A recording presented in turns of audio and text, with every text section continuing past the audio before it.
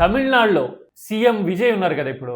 ఆయన రాజకీయాల్లోకి వచ్చినప్పటి నుంచి ఆయనకి బ్రేక్ వేసేందుకు సినిమా ఇండస్ట్రీలో ఉన్న కొందరు రాజకీయాల్లో ఉన్నవాళ్ళు ఎలా ట్రై చేశారు అని ఇప్పటి వరకు రకరకాల ఊహాగానాలు కానీ స్పెక్యులేషన్స్ కానీ చూసినాం కదా. ఆయనకి మెజారిటీ తక్కువ ఉండేసరికి ఓ దశలో రజనీకాంత్ డిఎంకే అన్నా డిఎంకేని కలపాలనుకున్నారు అనే ప్రచారం జరిగింది. రజనీ ఖండించారు కదా. ఇప్పుడు లేటెస్ట్ గా ఏంటో తెలుసా, Vijay cinema last cinema Jana Nayagan leak అయింది కదా రిలీజ్ కి ముందే. దేశం మొత్తం షాక్ అయింది కదా. ఆ విషయంలో ప్రదీప్ అనే డైరెక్టరే బాధ్యుడు అని చెప్పి ఆయన మీద బ్యాన్ పెట్టింది తమిళ ఫిల్మ్ ఇండస్ట్రీ. అయితే ఇప్పుడు అదే ప్రదీప్ రజనీకాంత్ లేటెస్ట్ సినిమా ధర్మన్ అనే మూవీకి పనిచేస్తున్నారు. ఇది వెరీ ఇంట్రెస్టింగ్ కదా.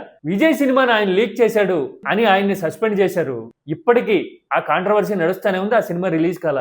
ఇంతలోనే రజనీకాంత్ సినిమాకి అదే ఎడిటర్ ని తీసుకోవడం అంటే అర్థం ఏంటి? ఎలా చూడాలి ఇలాంటి ఈక్వేషన్స్ ని? అంటే పైకి ఎలా కనిపిస్తా ఉన్నా, ఎంత హీరో డైలాగులు కొట్టినా గానీ ఎలాంటి రాజకీయ ఎత్తుగడలు ఉంటాయి అని చెప్పడానికి ఈ పరిణామాలు ఒక ఉదాహరణ అని అనుకోవచ్చా? రజనీ లేటెస్ట్ సినిమా ధర్మన్ కి క్లాప్ కొట్టారు. ఆ సినిమాకి ప్రొడ్యూసర్ ఎవరో తెలుసా? కమల్ హాసన్.